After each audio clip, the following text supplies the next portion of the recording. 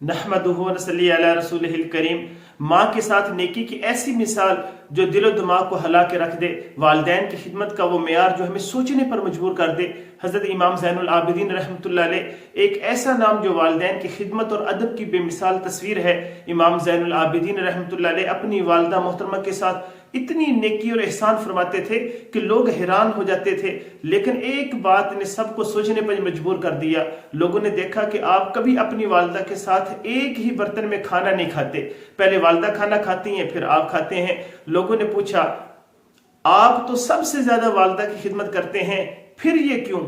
सुनिए हजरत इमाम ज़ैनुल आबिदीन रहमतुल्लाह अलैह का जवाब जो दिल को छू जाए। फरमाने लगे, मैं इस बात से डरता हूं कि कहीं मेरा हाथ इस लुकमे की तरफ न बढ़ जाए जिस पर मेरी माँ की नजर पड़ चुकी हो, और इस तरह कहीं मैं नाफरमानों में शुमार न हो जाऊं। सुभान अल्लाह, कैसा अदब, कैसा खौफ, कैसी मोहब्बत। माँ की एक नजर का भी इतना ख्याल कि कहीं इनकी चाहत वाला लुकमा न खा जाऊं। यह है वालिदैन की खिदमत का असल मेयार, ये है हकीकी नेकी की तारीफ। आज हम अपने वालिदैन के साथ कैसा सलूक करते हैं?